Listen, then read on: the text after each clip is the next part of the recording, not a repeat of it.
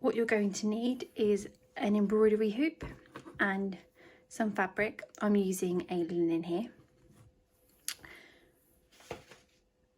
So your hoop comes in two parts. We're going to be using the bottom hoop to begin with. Place it onto a flat surface and put your fabric over the top, making sure that it is central.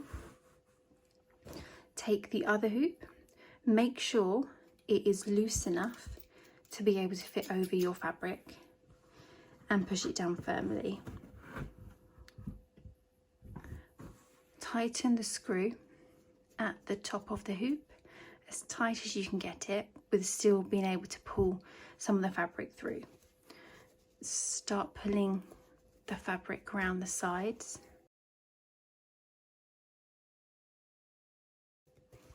You'll be able to see it getting tighter. And when it sounds a bit like a drum, you know it's ready to go.